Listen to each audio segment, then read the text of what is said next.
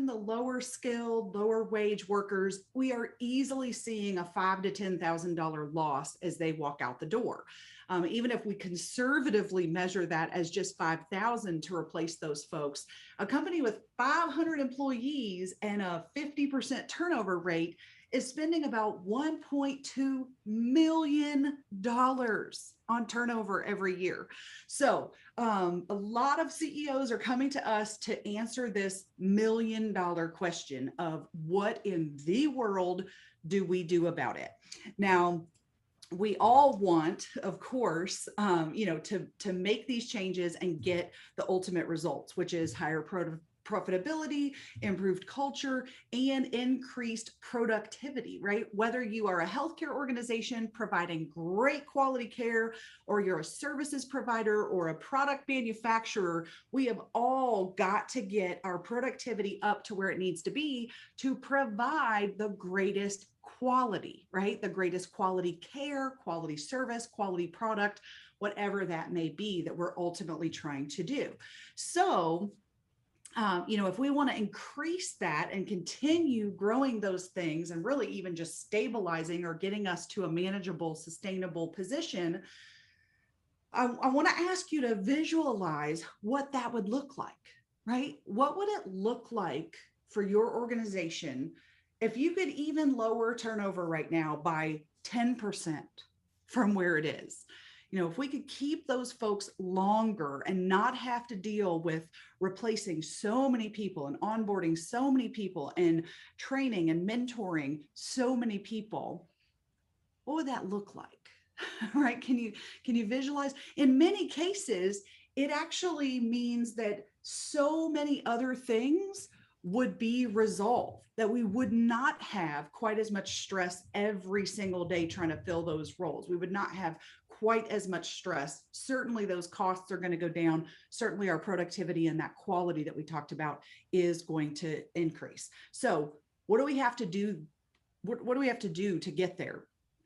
Today, we're going to talk specifically about management effectiveness, okay? Because we have totally found that this is the bottleneck. Think about everything your managers have to deal with right now. Your managers have so many things coming at them from every direction, from meetings, from emails, from, oh, my staff needs something. Oh, we have open positions I'm supposed to be interviewing for and hiring, and then I got to onboard those folks, right? Not to mention the job itself that they're supposed to be doing. And for years, we have been under an organizational kind of goal of do more with less, right? We have to maximize our team and maximize our time and things like that. And at this point, it has come back to haunt us, that we have become so lean and we have become so tight with our time and responsibilities and things. We wanted to flatten that hierarchy years ago and get rid of the fluff and be lean and do more with less, right? All of those mantras that sound good, and certainly they help with short-term productivity. But what we're seeing now is that organizations who focus too much on the business metrics and not enough on the people metrics, right? If we put these on kind of a 2-axis graph here, right? If we spend too much time on the business aspect, we're going to lose all of our people because they don't want to work for us. And then if we spend too much time, of course, on the people side, then we'll have a lot of fun, but won't be able to pay paychecks because we've got to hit our numbers. So moving forward, we have to do both of those things.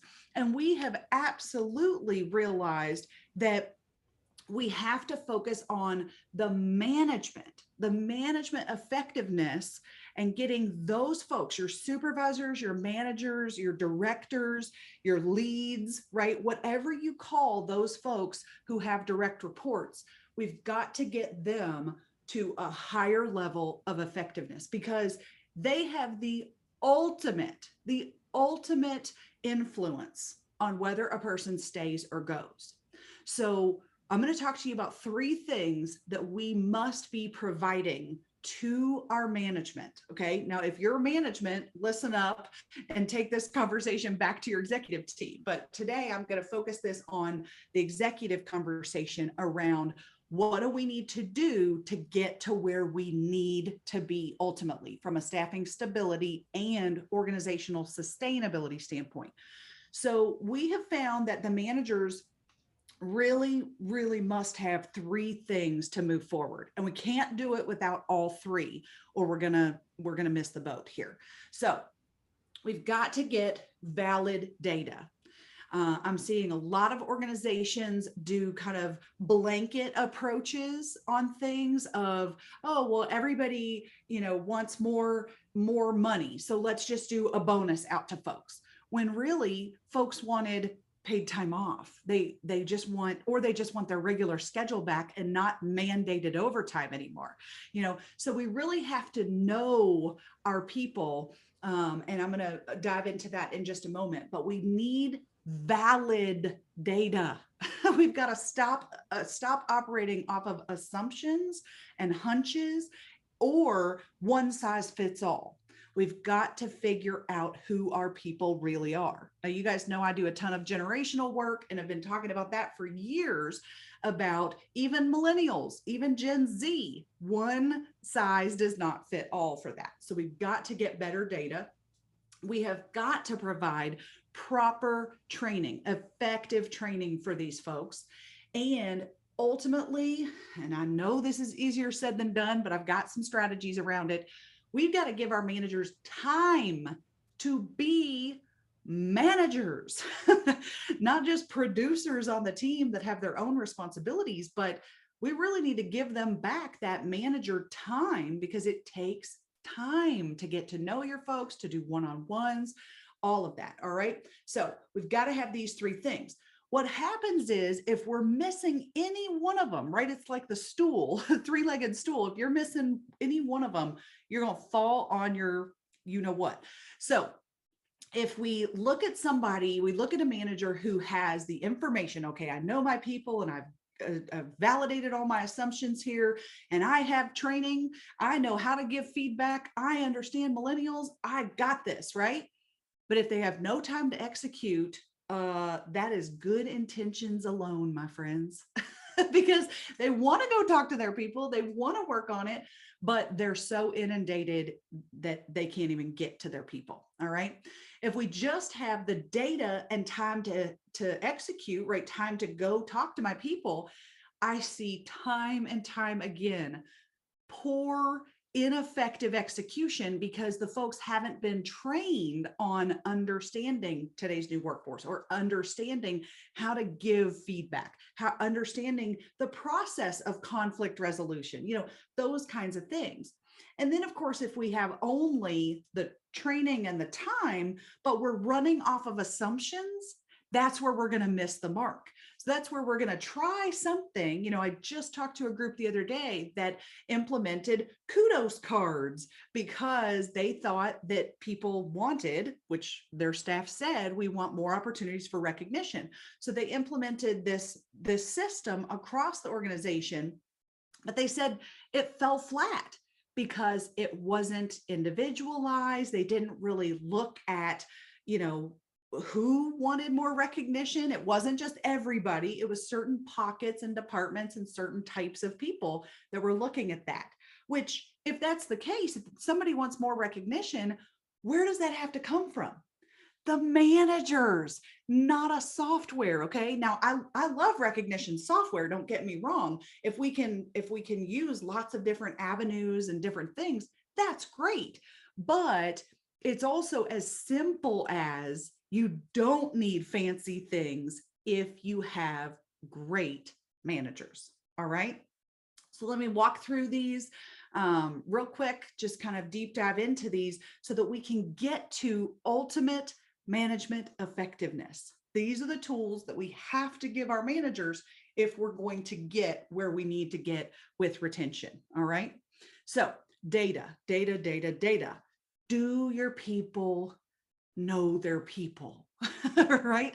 Do the leaders at every level Do they really understand those folks? Because there's a big difference about what keeps you up at night, my friends. All right. There's a big difference in what keeps you up at night, which I'm guessing is the turnover. It's the overtime. Tons of my clients are dealing with excessive overtime, excessive temp agency use, things like that, that have got their budget completely out of whack, trying to mitigate risk, trying to have their own work-life balance, right? And reduce our stress as executives too. We'd all like to get a little more sleep at night, right?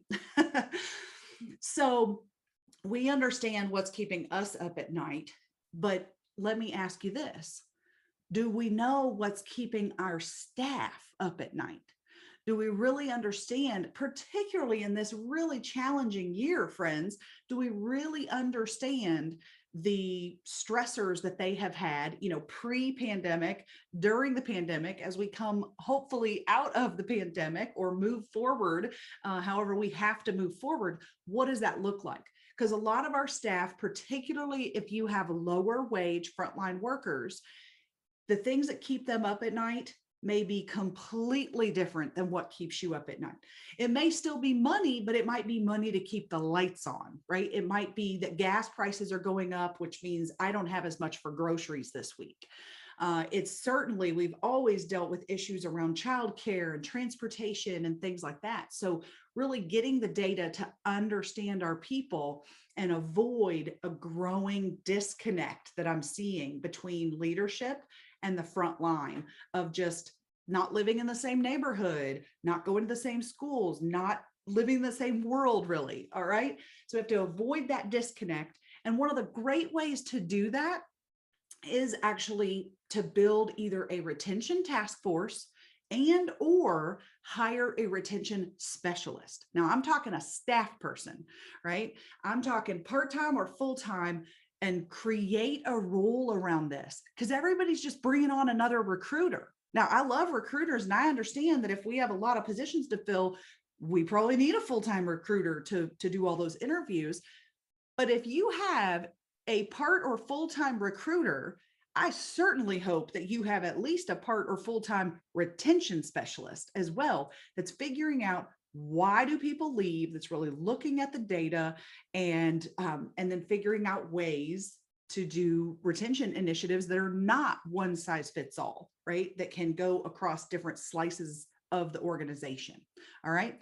Now, you've probably all been in our vault, magnetvault.com. We do have a sample job description that is editable. It's just a Word document in there. So if you're thinking about hiring for this or starting a task force to tackle these things, I've got a whole list of what that person or small group should focus on moving forward, okay, to help drive that conversation. So first things first, gather proper data and spend the time getting to know your people. Second off is time. We have to give managers back some of their time. And I'll tell you, I mean,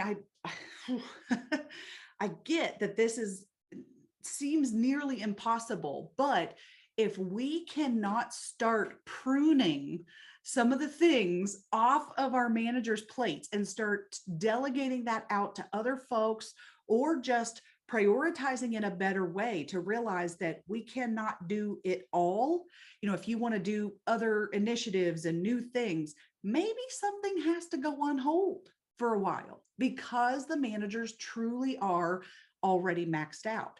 So we may have to say no. We may have to make our case even to, the board or a REIT or, whoever it is, investors and things like that, that we have to make the case. Look, if we push our managers any more and we put more and more on their plate, we're going to have a mass exodus on our hands. And I am not kidding you. I know companies. I am talking to managers at companies that are telling me, I'm this close, Cara. I'm this close to walking away. And this is a person who it would take that company 2 people, if not 3, to replace the productivity from that one subject matter expert manager that's amazing in their job. Okay. So we are pushing our people to the brink right now, and we have got to show them that we care and that we're working on it. We got to start pulling back on these workloads We have to. It's just not an option. So we've got to start having these conversations. Now, I think of it as job pruning, kind of taking some little things off here and there. And then you all know what happens when you prune. Down the road, you see the blossom come, right? Then people can really be a much more effective manager in that role because there's not parts that are dying, right? Things like that. Instead, when we pull things back, they're going to be much more effective at fewer tasks and responsibilities, because we just can't keep doing all of it with less, right? Okay, so tools, the data and the time. And the third one, of course, is the proper training, effective training, proven training, because there's a level of competencies. There are various levels that we need our managers to reach, and I'm afraid that too many of them are still stuck in the technical bucket, which is like the basic level. Of course, you need somebody in a management role who knows what they're doing.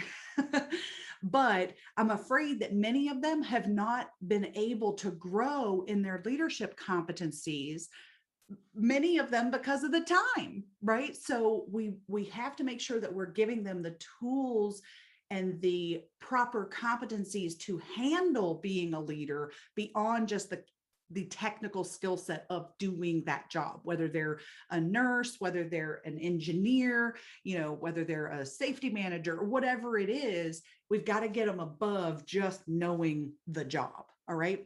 So first things first is self-awareness, really understanding their own style, their communication approach, and things like that. We see a lot of that with assessments and training and tools and whatnot. So first, you got to make sure that they know who they are. I learned a lot when I just thought I was social and talkative and charismatic. And then other people called me chipper. And so then I realized, like, whoa, I need to be more self-aware that people don't like my talkativeness before 9 a.m. And once I was self-aware on that, it really gave me the ability to then flex and adjust in order to get people to listen to my message and get what I needed done and delegate and effectively communicate, right? So we've got to be self-aware first, and then we can start to effectively communicate as we understand different people's styles and how to flex, how to cascade information. I'm seeing a lot of folks missing that skill set right now of cascading information to the important parties that missed that meeting, or decisions were made in a meeting and nobody told me because I wasn't in that meeting, right? So we've got to give folks the proper training to communicate more effectively, whether that's via email, whether that's remote work right now with some of our folks, whether that's behind a mask still, there's all kinds of barriers and challenges that we have with effective communication. So got to get that particular training to our folks as well. And then ultimately, we want them to be better leaders. We want them to be able to read the room, to be able to flex, to be able to recognize a job well done, and be able to buffer any of the other issues that our staff have, whether it's a scheduling issue or an appreciation issue or a uniform issue or safety issue, whatever those issues that they might have. They could just walk out the door because they're ticked, or the manager can work to resolve those if they truly understand their people, can read the room, and can mitigate that risk through effective communication. Okay, so make sure too that as you look at training programs, that you're using proven leadership programs that are absolutely effective in today's COVID relevant world, right? That we have, our workforce has not only evolved, but our workplace and our communication channels have evolved and things like that. So make sure that you're using really strong leadership programs that not just have training, but also that have, behavior change, right? Some coaching mechanisms or kind of check-ins and accountability and things like that. So make sure it has the right tools, the right topics, the right objectives, and competencies that you want folks to have coming out of those programs. All right. So if you don't know about our boot camp, please let us know, because this has been such a success story. This workforce retention boot camp that we teach for managers, we have been launching this. We started in 2018, and we've had several groups go through this. So we're really excited that we're seeing at least 10%, if not 20+% just in the first year of turnover reduction from using this program, right? From putting your middle management and director level folks, the leads, through the workforce retention boot camp. So in fact, we have one organization that they piloted it at one location, and then they called back and said, well, that went well. We're going to need you to go do that at every location for us. So now we're out traveling and doing every single location for that organization that is across various states. So really excited to actually see results. One of my favorite quotes from a leader after our boot camp was, oh, Cara, it's not what we're hearing. I asked, like, what are you hearing about the program? He said, it's not what we're hearing, it's what we're seeing. We have totally different managers walking down these halls that care about their people and that know how to communicate with them, right? So just make sure that you're looking for training programs and that you're implementing and investing in programs that are proven and that are going to relay right back to retention. Okay. Not just generic. I actually talked to an HR leader recently that said, oh, we did a leadership program a couple years ago and nobody really used it. I said, well, what were the topics? She said, oh, conflict resolution and communication and things like that. I said, well, you did start with like who today's workforce is, right? And you did start with understanding the workforce market right now and the landscape of the employer-employee relationship and stuff, right? And she goes, oh no, we just jumped right into like, how do you give feedback? I'm like, oh no, they have to understand their workforce first. So make sure, like I said, that you're using, proven systems that are going to get you the actual results tied to retention, and that they're going to be held accountable to use those new competencies and skills that they've gained throughout the program. All right. So I love too, we had one executive that I said, well, when's your budget cycle, right? When do we have to get this in your budget? And he's like, oh, no, we're not waiting till budget time. We got to start this now, but that was because he realized how much was walking out the door in overtime and temp agency use and all those turnover costs of recruiting and everything else, right? So we kind of have to weigh, where are those dollars being spent now? And in many cases, we need to invest up front in getting a retention specialist, getting the training in there that we need, and also to some extent, the job pruning. How do we kind of reorg to some extent, which may cost money to do that, but if we reorg and get that time back on the manager's plate, that's going to make everybody more effective down the road. Okay. So here's the deal. Looking at those 3 things that managers must have to be successful, we know that effective organizations are giving managers what they need. That's what's happening. The companies that are doing well with retention and are more stable today, they are absolutely focused, hyper-focused on that management effectiveness.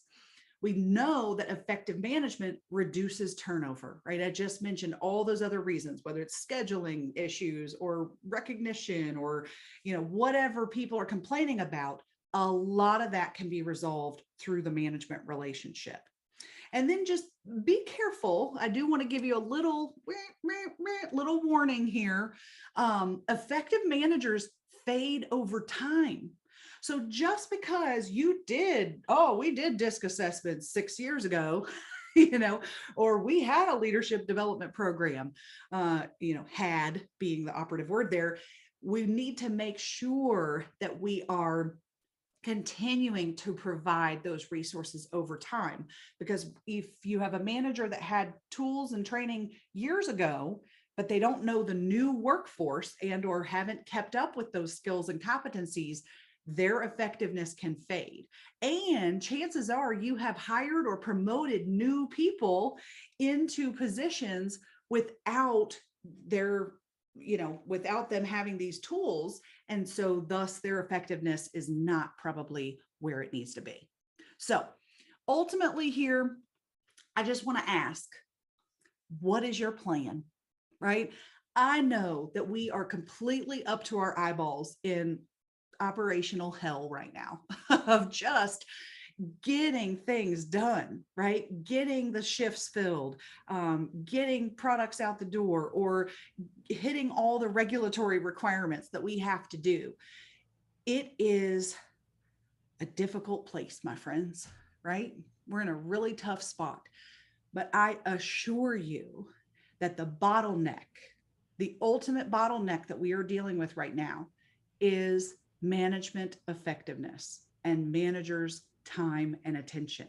So let's hold that like the most valuable glass ball, glass jar, whatever, right? We have to like protect that sucker as best we can, because that is our key to success moving forward, to getting out of this and getting where we need to be. All right. So welcome back, Jess. I'm going to pass things over to you to talk about today's offer. Excellent. And again, like Cara said, if you are serious about tackling turnover, improving culture and management effectiveness today, and only in the month of June is when this will take place, we are offering a virtual executive retention strategy discussion. So what does this look like? Essentially, you will book a virtual call with Cara and myself, and Cara would invite up to 10 executives on your team, 10 leaders on the team. And then she's going to take a look at what your realistic plan is right now. And then we will move into challenging and validating those assumptions. And so if you are interested in picking Cara's brain with that executive team to really start looking at things more seriously, please do email me, jess@magnetculture.com. And Cara, I think there was an organization you mentioned to me the other day that you had success with, if you don't mind sharing that story. Yeah, actually, we had this idea because I went in and worked with the top 9 leaders at an organization. And it was so interesting. There's not an agenda as far as a presentation for this. I said, what are you dealing with? What are your biggest complaints right now about the workforce? What are your stressors? What are the challenges? And we just whiteboarded all that, right? Put it up, and then we started to tackle different things. And I did push back on some of the assumptions that they had, and challenging the way that they've done it. Now, that particular group also is a manufacturing group. And so one of the questions was, well, what are we supposed to do about the fact that nobody wants what this guy called the crappy jobs? He labeled it that at his own organization. He said nobody wants the crappy jobs. And in this particular situation, I pushed back and said, honestly, once he described what the jobs were, they should have automated those positions 10 years ago. And they were now, because of the labor shortage and whatnot, and the fight for, wages and whatnot, particularly in his area of the country, they realized they're behind on that particular business model. Now, I know automation doesn't work for my friends in healthcare and other industries and whatnot, but I just say that I really love having these conversations, because we can start to really talk about what's working and what's not. And when I said, hey, probably should have automated that 10 years ago, the entire room went, you're right. We got to get on that. Because we're not going to be able to fill these positions that we're very no skill, right? Not even low skill, but no skill positions that they were struggling to get and keep people. So they had to really think about their investments and adjustments and business model even moving forward after our great conversation. So now I'm excited to be able to dive deeper and talk with them more. But yeah, so really look forward to having some of these conversations in June with some of your executive teams of what is working, what's not, and figuring out a plan moving forward. Absolutely. So Jess, thank you so much for sharing that. And if you guys have any questions, feel free to put that in the chat. You guys all have access, I believe, to the chat section here. So I'd be happy to take Q&A there.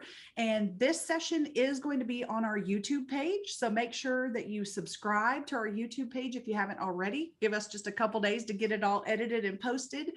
And you'll be able to, see the PowerPoint there with the video as well. If you registered, we'll also send you the playback so you can see that and share that with your executive team and talk through all of this as well. And do not hesitate, my friends. Retention is all we do. Just call me. Let's talk. Let's have a discussion about what's working and what's not. And we thank you all for your time today. So have a great day and good luck. Bye.